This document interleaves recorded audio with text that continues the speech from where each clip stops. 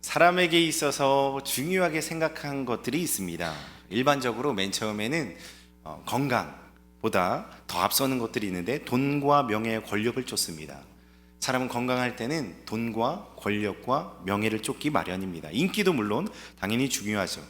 근데 이게 필요가 없어질 때, 신경이 안 써질 때, 이것을 쫓지 않은 순간이 와요. 언제냐면 나이를 많이 먹거나 많이 아프거나 큰 문제 앞에 봉착할 때는 나의 명예나 부나 이런 것들을 우리는 고려하지 않는 것을 보게 됩니다.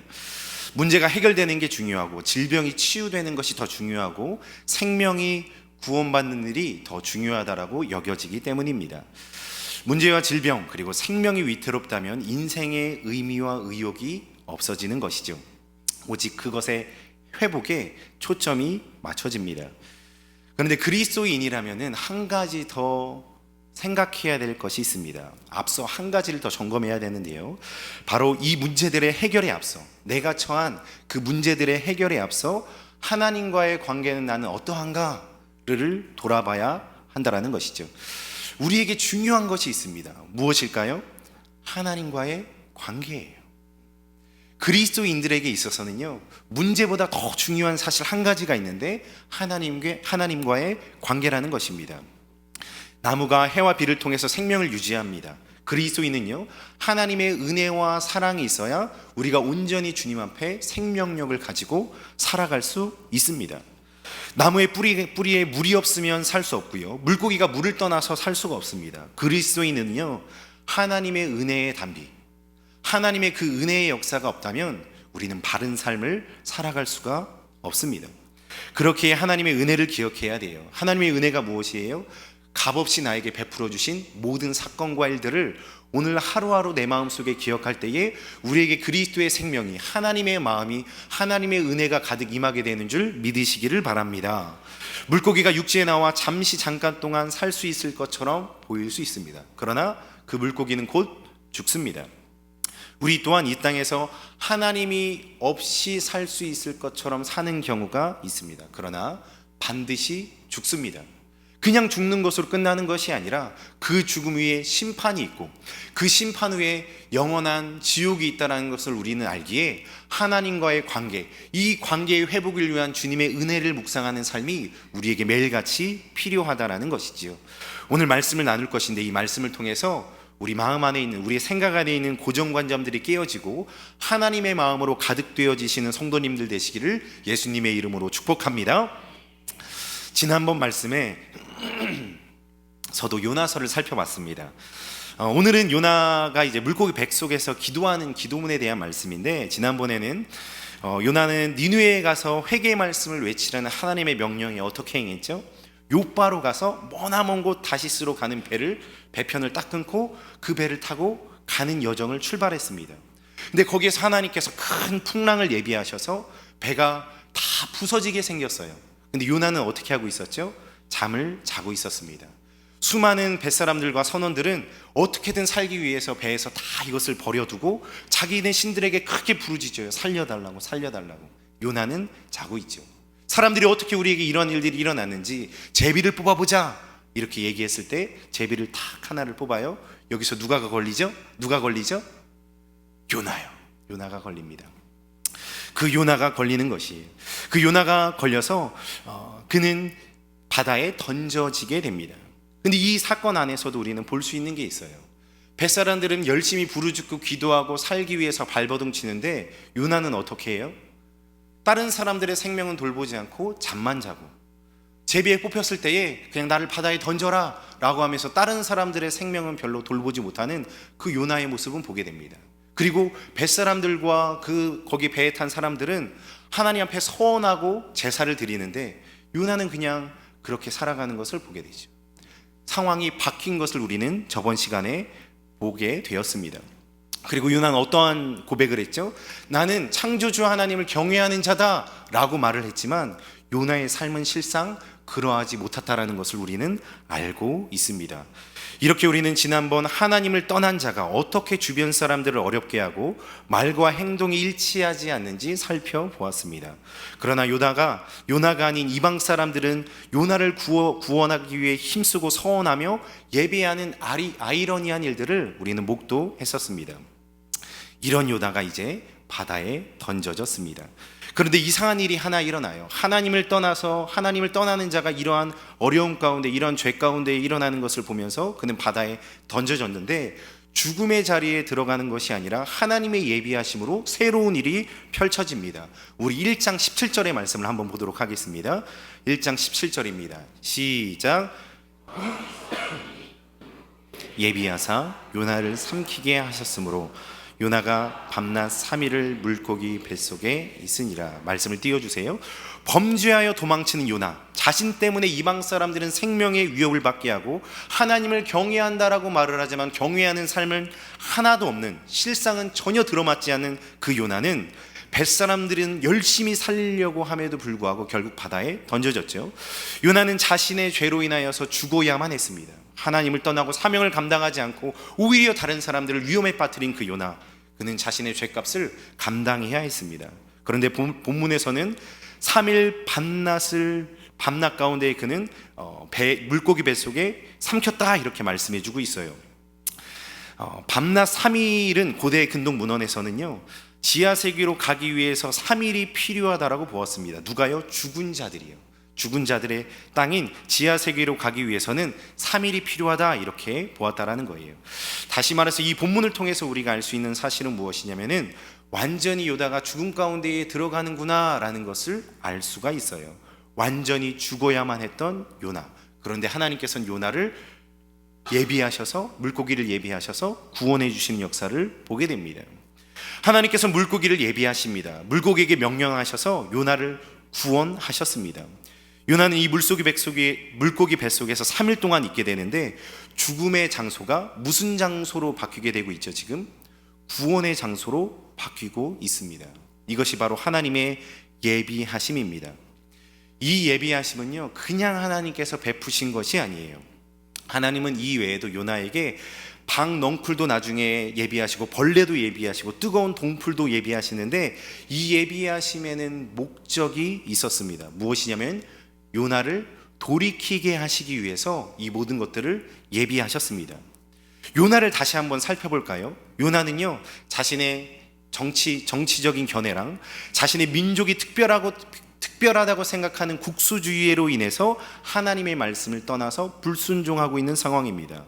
생각해 보면요, 우리나라를 괴롭게 하던 일본 식민지 시절, 일본이 전쟁에서 패하여 망할 상황에 처해진다면 이것이 그렇게 되면 안 됩니다 라고 막을 분들이 혹시 계신가요? 우리가 식민지 생활을 하고 있어요. 전쟁이 벌어져서 우리를 징병하고 있습니다. 그런데 일본은 그 전쟁에서 계속 승리해야 돼, 이렇게 말할 분들이 계신가요? 없다라는 거죠. 요나가 지금 딱 그 상황에 처해 있었습니다. 자신의 나라를, 자신의 민족을 억압하는 그 니느웨, 그 사람들에게 하나님께서 회개를 요청하라는 그 명령에 거부하고 떠났다라는 것이죠. 실제로요, 니느웨는 사내립 이후 아시리아의 수도였습니다. 그리고 이스라엘 사람들에게 제국주의의 상징이었어요. 또한 가장 잔인한 적으로 여겨졌을 정도로 니느웨를 이스라엘 백성들은 굉장히 안 좋게 생각했다라는 것입니다. 민족을 괴롭히는 이방 나라, 그리고 멸망했으면 좋겠는 그 이방 나라, 그 하나님을 떠나 그 이방 나라에게 하나님께서 명령하시니까 하나님을 떠나 불순종하고 있는 그 요나를 보게 된다라는 것이에요. 그럼에도 불구하고 하나님은 요나를 돌이키게 하시기 위해서 계속해서 일하고 계십니다. 풍랑과 거센 바람을 준비하시고 제비를 뽑을 때 역사하셨고 물고기에게 명하셔서 요나를 기적적으로 구원하시고 베푸시는 그 하나님, 이 모든 예비하심과 기적은 요나의 잘못된 생각과 그 모든 행동이 변화되기를 원하는 하나님의 마음에서 시작되었음을 우리는 알 수가 있습니다. 그냥 요나를 버려버리고 다른 사람을 세울 수도 있으셨을 거예요. 그러나 하나님은 요나를 통해 이루시고자 하는 그 사명을 결코 포기하지 않으십니다. 이렇게 하나님은요, 자신을 떠난 요나를 향해서 은혜와 긍휼, 예비하심을 통해 하나님의 사랑을 보여주고 계십니다. 요나가 하나님의 명령을 버리고 떠날지라도 하나님은 요나를 포기하지 않으셨다라는 것이죠. 요나를 통해 이루실 이방 민족 니느웨의 그 민족의 구원이라는 하나님의 뜻을 끝까지 수행하고 계신다라는 것입니다. 이러한 하나님의 일하심 가운데 요나는 뱃속에서 기도를 시작합니다. 우리 본문 말씀 1절과 2절의 말씀을 한 목소리로 읽어보도록 하겠습니다. 1절과 2절입니다. 시작. 요나가 물고기 뱃속에서 그의 하나님 여호와께 기도하여 이르되 내가 받는 고난으로 말미암아 여호와께 불러 아뢰었더니 주께서 내게 대답하셨고 내가 스울의 뱃속에서 부르짖었더니 주께서 내 음성을 들으셨나이다. 아멘. 하나님의 명령 앞에 기도하지 않고 도망하던 이 요나가 죽음의 위기에 빠졌습니다. 배가 침몰할 위기에서도 잠을 자던 요나는 죽음의 자리에서 그 물고기 뱃속에서는 하나님께 기도합니다. 그러나 그의 기도는 회개 기도가 아니에요. 하나님, 제가 그동안 이렇게 하나님 앞에 범죄했군요. 하나님, 제가 그동안 이렇게 하나님 앞에 잘못했군요 라는 기도가 아니라 감사의 기도를 시작하고 있다라는 거예요. 감사시는요, 보통 극심한 어려움 가운데 공경에 빠진 자가 구원해 주심에 감사하는 그 기도문입니다. 요나는 자신이 받는 고난을 놓고 부르짖음에 따른 구원을 놓고 감사 기도를 드리고 있습니다. 스울은요, 죽음을 뜻하고요, 물고기의 뱃속은 베텐이라는 단어가 쓰였는데 여성의 태를 뜻하는 단어입니다. 즉 2절에서 나온 스울의 뱃속은 죽음의 태에서 지금 내가 부르짖고 있다 그 가운데서 하나님께서 응답해 주셨다라는 말입니다.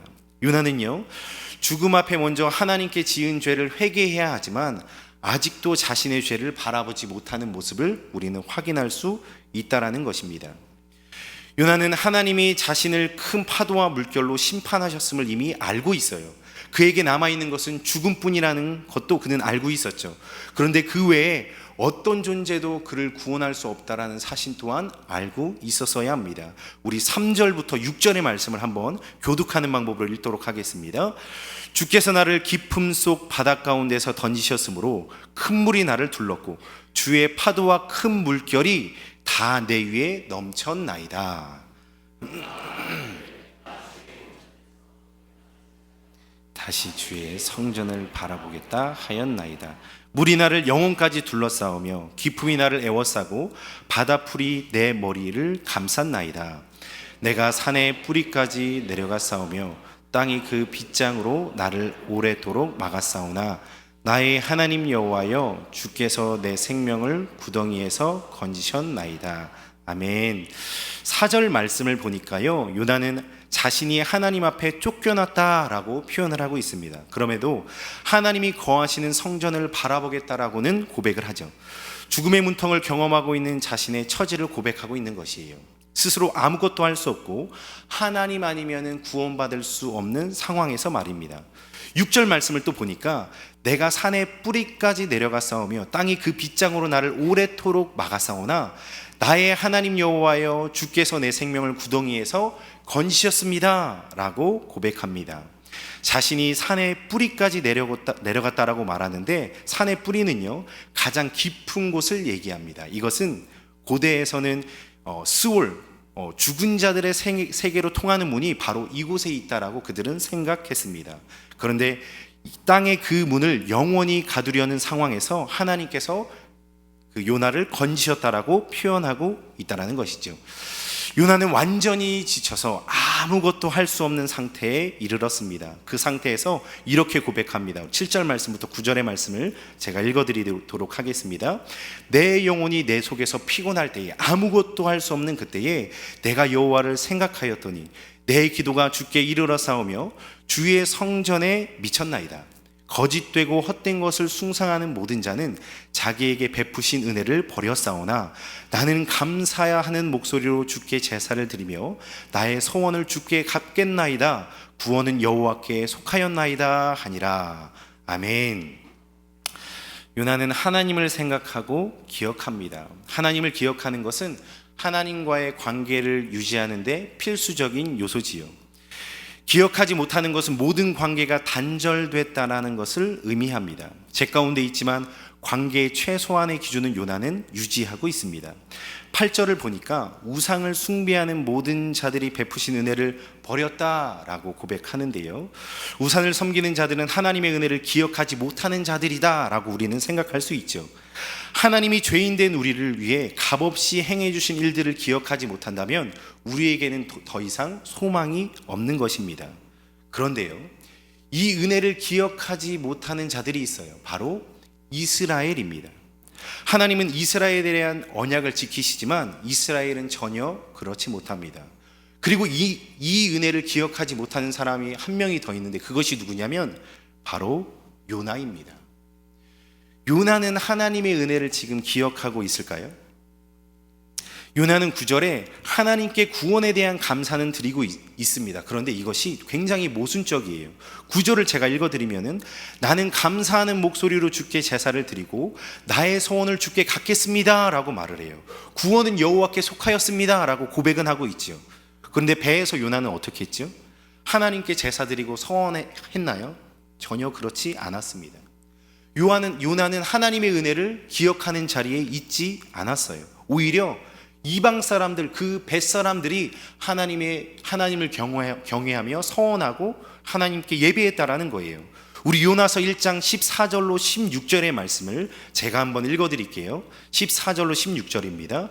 무리가 여호와께, 무리는 누구냐면 이방 사람들이에요. 무리가 여호와께 부르짖어 이르되 여호와여 구하고 구하오니 이 사람의 생명 때문에 우리를 멸망시키지 마옵소서. 지금 큰 풍랑이 일어서 다 죽게 생겼거든요. 무죄한 피를 우리에게 돌리지 마옵소서. 주 여호와께서는 주의 뜻대로 행하심이니이다 하고 요나를 들어 바다에 던지매 바다가 뛰노는 것이 곧 그친지라. 그리고 그들이 하는 것이 무엇이냐면, 그 사람들이 여호와를 크게 두려워하여 여호와께 무엇을 드리고요? 제물을 드리고 무엇을 합니까? 서원을 합니다. 요나는 감사의 시로 하나님께 즐거이 고백하고 있지만, 나는 이러한 놀라운 상황 안에서 하나님께서 나를 기적적으로 구원해 주시고 이끌어 주고 계셔, 이렇게 고백하고 있는데 이게 실상을 보면은 모순적이에요. 그의 말과 행동이 하나도 맞지 않습니다. 그가 한 행동과 그가 고백하고 있는 것들이 전혀 매치가 되고 있지 않다라는 것입니다. 배에 있는 이방인들이 오히려 하나님을 섬기는 자들처럼 행동하고 있다라는 것이죠. 요나가 그렇게 했습니까? 아니에요. 그는 그의 마음으로는 그렇게 했다, 내가 마음으로는 그렇게 하나님께 고백했다라고 말할 수는 있을지는 모르겠습니다. 그러나 그의 삶과 그의 행동과 그의 입술의 고백은 전혀 하나님의 은혜를 기억하지도 않고요, 하나님의 명령을 따라 살지도 않았고요, 하나님 앞에 순종하는 자처럼 선지자의 사명을 감당하지 않고 영혼 구원의 사명도 감당하지 않고 있어요. 오히려 요나의 실수를 통해서 하나님께서 이방인들을 구원하는 그 역사를 보게 될 뿐이라는 것입니다. 요나의 말은요 정말 모순적입니다. 그가 사명자, 선지자의 그 사명을 하나도 감당하지 않고 있습니다. 회개하지도 않습니다. 단지 그가 감사하는 이유는 내가 이 가운데서 살았어 라는 게 그에게 있는 감사의 이유입니다. 잘 살고 있다고 해서 잘 하고 있는 것은 아닙니다. 잘 살아났다고 해서, 상황이 잘 풀렸다고 해서 잘 하고 있다라고 뜻할 수는 없다라는 것이죠. 요나는 자신이 죽어야 함에도 구원해 주신 하나님께 감사합니다. 그러면서 니느웨에 대한 공감은 가지지 않아요. 자신은 살았어요. 죄를 짓고 하나님께 도망가고 사명도 감당하지 않고 다른 사람들에게 어려움을 끼쳤지만, 나는 살았어, 너무 감사해. 그런데 니느웨, 그 큰 민족 니느웨에 대해서는 하나님께서 그렇게 그들을 살리려고 회개의 선포를 명령하시는데도 요나는 가요 안 가요? 안 가요. 움직이지 않아요. 순종하지 않아요. 자신은 그 죄 가운데 살아난 것에 감사하지만 니느웨를 향한 하나님의 마음은 헤아리지 않습니다. 그 하나님의 마음과 그 뜻을 알아보려고 하지도 않아요. 오직 오직 자신, 내가 살았어, 나는 하나님께 이런 마음으로 사는 자야, 나는 선민이야, 국수주의에 빠져서 그는 모순에 빠진 그의 삶을 보게 됩니다. 그 기적과 구원을 통해 회개하고 자복했어야 합니다. 하나님 앞에 살아가기를 결단하고 다시 한번 돌이켜서 순종의 삶을 그는 살았어야 합니다. 근데 그 삶은 다릅니다. 마태복음 7장 4절과 5절에서는 예수님께서 이렇게 말씀하세요. 보라, 내 눈 속에 들보가 있는데 어떻게 형제에게 말을 하기를 나로 내 눈 속에 있는 티를 빼게 하라 하겠느냐. 외식하는 자여, 먼저 내 눈 속에 있는 들보를 빼어라. 그 후에야 밝히 보고 형제의 눈 속에서 티를 빼리라 라고 예수님께서는 말씀해 주고 있습니다. 요나는요, 자신의 눈 속에 있는 들보는 보지 못하고 있어요. 그는 편협해졌습니다. 정치적인 이유로 인해서 나의 민족이 우월하고 하나님께서 택하신 선민이야라는 그 마음이 가득해서 오직 자신만 보며 자신의 민족만 보며 오류에 빠졌습니다. 그리고 형제의 티만 빼려고 해요. 저들은 이방 민족이야, 우리를 괴롭히는 자들이야, 하나님의 뜻과는 상관없이 나는 이렇게 도망갈 거야 라고 외치고 있는 것입니다. 요나 자신이 그 상황에서 구원받았다면 니느웨도요 구원받을 수 있습니다. 사랑하는 성도님들, 고정관념에서 갇혀 살면은 안 됩니다. 하나님이 보시는 눈과 마음으로 자신을 바라보시는 은혜가 가득하시기를 예수님의 이름으로 축복합니다. 우리의 마음이 무엇에 인해 갇히면 안 돼요. 상처로 인해서도요, 그 어떠한 위협으로 인해서요, 불안으로 인해서도요, 욕심으로 인해서도 내 마음이 빼앗기고 갇혀 있다면 하나님의 명령을 수행할 수가 없어요. 주님의 마음이 내 안에 가득해야 되는데 죄로 시작된 그 마음이 내 안에 뿌리를 내려서 시작하면, 내 마음에 뿌리 내려서 타오르기 시작하면 하나님의 마음을 우리는 헤아릴 수 없다라는 것이죠. 하나님께서 우리 안에 갇혀있는 모든 생각을 깨어지게 해주셔서 진정 하나님께 쓰임받는 자녀로 새롭게 되시기를 축원합니다. 이러한 기도를 들으신 하나님은 요나를 육지에 토하십니다. 10절 말씀을 같이 한번 읽겠습니다. 10절입니다. 시작. 여호와께서 그 물고기에게 말씀하시매 요나를 육지에 토하니라. 요나는 이 일로 인해서 생각해 볼 수 없는 기적적인 구원을 경험합니다. 그러나 하나님의 마음으로 묵상해 봤을 때요, 진짜 삼킬 수 없는 것을 먹어서 뱉어낸 것 같은 느낌을 받았어요. 자, 다시 말해서 10절 말씀이 무엇이죠? 여호와께서 그 물고기에게 말씀하시매 요나를 육지에 어떻게 얘기해요? 토해냈다.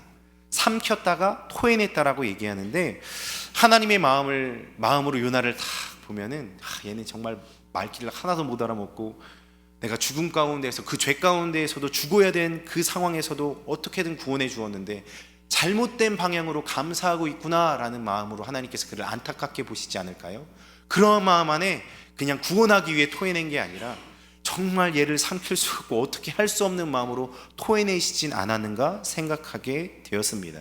자신의 구원만 기뻐하고요, 니느웨에 대한 구원은 관심이 하나도 없습니다. 하나님의 명령을 헤아려 보지도 않아요. 자신만으로 가득 찬 요나, 회개하지 않는 요나, 그 요나를 하나님께서는 토해내 버리셨습니다. 하나님은요, 라오디아 교회 사자에게 편지를 쓰십니다. 요한계시록 3장 13절로 19절의 말씀인데 우리 교독하는 방법으로 한번 읽어보도록 하겠습니다. 하나님께서 라오디아 교회에 어떠한 환경에서 어떻게 하셨는지 우리 한번 생각하면서 천천히 읽어볼게요. 라오디아 교회의 사자에게 편지하라. 아멘이시오, 충성되고 참된 증인이시오, 하나님의 창조의 근본이신 이가 이르시되 차지도 아니하고 뜨겁지도 아니하는도다. 내가 차갑든지 뜨겁든지 하기를 원하노라. 내가 이같이 미지근하여 뜨겁지도 아니하고 차지도 아니하니 내 입에서 너를 토하여 버리리라. 내가 말하기를 나는 부자라. 가련한 것과 눈먼 것과 벌거벗은 것을 알지 못하는도다. 내가 너를 권하노니 내게서 불로 연단한 금을 사서 부요하게 하고 흰 옷을 사서 입어 벌거벗은 수치를 보이지 않게 하고 안약을 사서 눈에 발라보게 하라. 무릇 내가 사랑하는 자를 책망하여 징계하노니 그러므로 내가 열심을 내라. 회개하라. 아멘. 하나님은요, 라오디게아 교회 사람들의 행위를 보시고 토해버리겠다라고 말씀하세요. 그들의 행동의 특징은 뭐냐면은 나는 이제 부자야, 이렇게도 안 하고 저렇게도 안 할 거야. 나는 부족한 것이 없어 하면서 가만히 뜨뜻미지근하게 살아가는 삶입니다. 지금 상태에 만족하고 하나님의 뜻에는 관심도 없는 그 사람들이 바로 라오디게아 교회의 성도들이었습니다. 미지근하게 그냥 하루하루를 살아갈 뿐이지요. 하나님은 이를 보시고 죄로 여기시고 회개하라고 촉구하십니다. 또 레위기 18장 25절에는 이런 말씀이 있어요. 그 땅도 더러워졌으므로 내가 그 악으로 말미암아 벌하고 그 땅도 스스로 그 주민을 토하여 내느니라 라고 말씀해 주고 있습니다. 사랑하는 성도님들, 우리는 하나님 앞에 토하여지는 자로 살아가는 것이 아니라 받아지는 자, 하나님의 마음을 시원케 해드리는 자로 살아가시길 예수 그리스도의 이름으로 부탁을 드립니다. 우리 자신을 먼저 돌아봅시다. 남을 바라보기 전에요, 다른 사람의 행위를 지적하기 이전에 나를 바라보고 하나님의 마음을 헤아리시기를 예수님의 이름으로 부탁을 드립니다. 요나는요, 개인주의와 국수주의로 빠져서 하나님의 명령을 버리고 죄 가운데 거해 죽음의 자리로 나아갈 수밖에 없었습니다. 그 죽음의 자리에서 전적인 하나님의 역사로 살아난 요나는요, 자신을 돌아보지 않고 회개하지도 않았습니다. 오히려 눈치 없이 감사할 뿐이지요. 그 문제 앞에 자신을 돌아보고 하나님과의 관계를 회복해야 하는데 그렇지 못합니다. 우리는 이러한 삶을 살지 마십시다. 저와 우리 모든 성도님들은 오직 하나님 앞에 나 자신을 돌아보고 회개하고 변화를 받아 사명을 감당하시는 하나님의 뜻을 이루어 드리시는 우리 성도님들 다 되시기를 예수 그리스도의 이름으로 축복합니다.